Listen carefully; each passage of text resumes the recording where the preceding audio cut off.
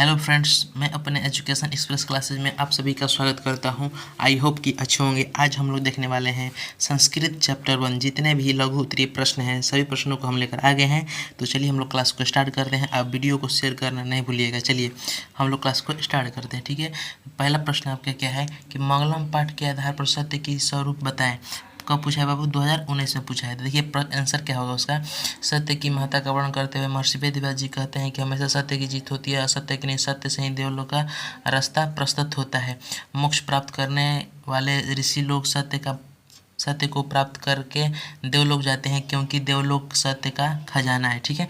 ये पहला का आंसर हो गया, ठीक है। चलिए हम लोग दूसरे नंबर में प्रश्न को देखते हैं। जितने भी हम प्रश्न करा रहे हैं सभी मोस्ट इंपॉर्टेंट पूछा गया प्रश्न है, ठीक है। चलिए हम लोग दूसरे नंबर प्रश्न को देखते हैं। दूसरा नंबर प्रश्न आपका क्या बोल रहा है? दूसरा नंबर प्रश्न है कि महान लोग संसार रूपी सागर को कैसे पार करते हैं। कब पूछा बाबू? 2019 में दूसरी पाली में पूछा है, ठीक है। महान लोग संसार रूपी सागर को कैसे पार करते हैं, तो आंसर क्या होगा इसका बाबू? से संसार में सत्य की जीत होती है और ईश्वर की प्राप्ति सत्य की आराधना से ही होती है। इसलिए महान लोग सत्य मार्ग का अनुकरण कर संसार रूपी सागर को पार करते हैं, ठीक है। चलिए तीसरे नंबर प्रश्न को देखते हैं। तीसरा नंबर प्रश्न 2020 में प्रथम पाली में पूछा गया है, ठीक है। प्रश्न क्या है कि नदियाँ और विद्वान में क्या समानता है। नदियाँ और विद्वान में क्या समानता है, इसका आंसर हो जाएगा जिस प्रकार प्रवाहित नदियाँ समुद्र में मिलकर उसका आकार ग्रहण कर लेती हैं। जिस प्रकार प्रवाहित नदियाँ समुद्र में मिलकर उसका आकर ग्रहण कर लेती हैं, उस प्रकार विद्वान ईश्वर के दिव्य प्रकाश में मिलकर जीव योनि से मुक्त हो जाती हैं, ठीक है। तो चलिए हम लोग चौथे नंबर प्रश्न को देखते हैं। चौथे नंबर प्रश्न देखिए कितने बार पूछा है। 2020 में द्वितीय पाली में, 2021 में प्रथम पाली में, 2023 में भी पूछा है द्वितीय पाली में, ठीक है। और प्रश्न क्या है कि आपका आत्मा का स्वरूप क्या है। प्रश्न है ये, आत्मा का स्वरूप क्या है। तो आपका आंसर होगा कि देखिए एक मिनट, आत्मा का स्वरूप क्या है। तो आपका आंसर होगा कि आत्मा का स्वरूप अणु से सूक्ष्म एवं महान से भी महान है। आत्मा प्राणी के हृदय में रूपी गुफा में रहती है, ठीक है। चलिए हम लोग 5 नंबर प्रश्न, इस प्रश्न को आप याद कर लीजिएगा। देखिए कितना बार पूछा है प्रश्न, ठीक है। चलिए हम लोग 5 नंबर प्रश्न को देखते हैं। 5 नंबर प्रश्न क्या बोल रहा है कि विद्वान परमात्मा के पास क्या छोड़कर जाते हैं। विद्वान परमात्मा के पास क्या छोड़ के जाते हैं, तो आपको याद रखना होगा कि विद्वान मोह माया त्याग यानी स्वर से न्यौछावर कर परमात्मा के पास जाते हैं। माने कि वो अपना मोह माया त्याग कर परमात्मा के पास जाते हैं, ठीक है। चलिए 6 नंबर प्रश्न को देखते हैं। 6 नंबर प्रश्न क्या है कि विद्वान मृत्यु को कैसे पराजित करते हैं। विद्वान मृत्यु को कैसे पराजित करते हैं, तो आपका आंसर है कि महान पुरुष अपने को अज्ञानी और दूसरे को ज्ञानी समझकर मृत्यु को पराजित कर देते हैं, क्योंकि वे जानते हैं कि इस संसार रूपी सागर को पार करने का कोई दूसरा मार्ग नहीं है, ठीक है। चलिए 7 नंबर प्रश्नों को देखते हैं। 7 नंबर प्रश्न भी 2022 में द्वितीय पाली में पूछा गया है, ठीक है। प्रश्न क्या है कि मंगलम पाठ 5 वाक्यों में वर्णन करें। मतलब मंगलम पाठ का 5 वाक्यों में वर्णन करें। तो आपका इसका आंसर हो जाएगा बाबू कि इस पाठ में 4 मंत्र क्रमशः ईश्वर से कंठ, मुंडक तथा श्वेताश्वर उपनिषद संकलित हैं। ये मंगलाचरण के रूप में पठनीय हैं। इनमें पढ़ने से परम सत्ता के प्रति श्रद्धा उत्पन्न होती है, सत्य की अन्वेषण की प्रकृति होती है तथा आध्यात्मिक खोज की उत्सुकता होती है। उपनिषद ग्रंथ विभिन्न वेदों से संबुद्धि है, ठीक है, संबंधी है। चलिए 8 नंबर प्रश्न को देखते हैं। 8 नंबर प्रश्न क्या बोल रहा है बाबू? 8 नंबर प्रश्न है कि नदियाँ समुद्र में कैसे मिलती हैं। नदियाँ समुद्र में कैसे मिलती हैं, तो आपको याद रखना है कि बहती हुई नदियाँ अपना नाम और रूप को त्याग कर समुद्र में मिल जाती हैं। उसी प्रकार विद्वान अपने नाम और रूप को त्याग कर परम दिव्य पुरुष को प्राप्त कर जाते हैं, ठीक है।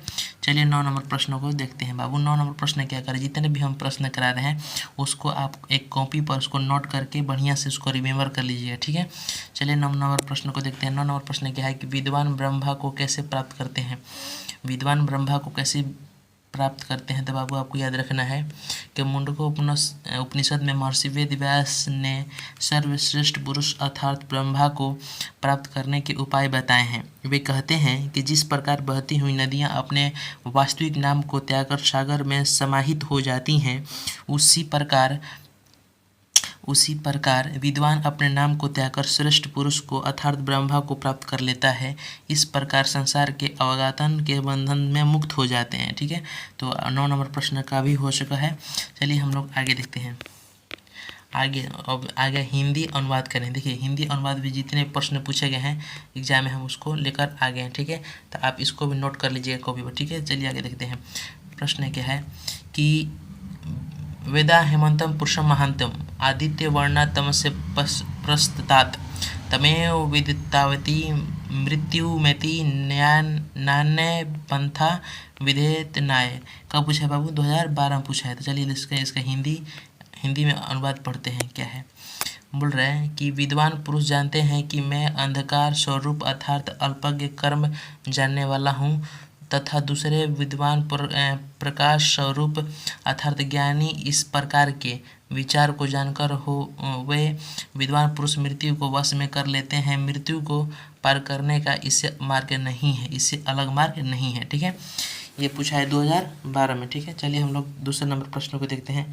जितने भी चैप्टर 1 से लघुत्तरीय प्रश्न थे हम सभी को लेकर आ गए हैं। ठीक है, चलिए कब पूछा है प्रश्न कि 2012 में पूछा है, 14 में पूछा है, 17 में पूछा है। ठीक है, आपको इसको रिमेंबर कर लेना चाहिए। ठीक है, प्रश्न है कि हिरण्मयन पात्रेण सत्यापिहितं मुखम तत्व पुष्प वृणु सत्य धार्म्य दृष्टये।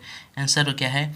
हे सूर्य, सत्य का मुख सोने का स्वर्ण के आवरण ढक्कन से बंद है। ठीक है, इसलिए सत्य और धर्म के ज्ञान के लिए इस आवरण को हटा दें। ठीक है, प्रश्न है कि हिरण्मय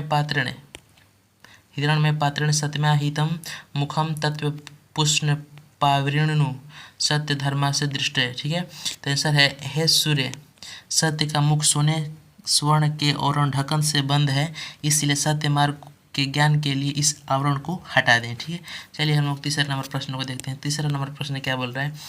यथा नधा सयन्दमाना समुद्रस्थ गच्छन्ति नाम रूपे व्याहे तथा विद्वान नाम रूपपाद विमुक्ता प्रांतपरम पुरुष मुपेति दिव्यम। कब पूछा है बाबू? 2015 में पूछा है। तो इसका हिंदी अर्थ होगा कि जिस प्रकार बहती हुई नदियाँ अपने नाम और रूप को छोड़कर समुद्र में मिल जाती हैं, उसी प्रकार विद्वान पुरुष अपने नाम और रूप को छोड़कर सर्वश्रेष्ठ दिव्य पुरुष अर्थात ब्रह्मा को प्राप्त कर लेते हैं। ठीक है, तो जितने भी प्रश्न पूछा गया था हम सभी प्रश्नों को करा दिए।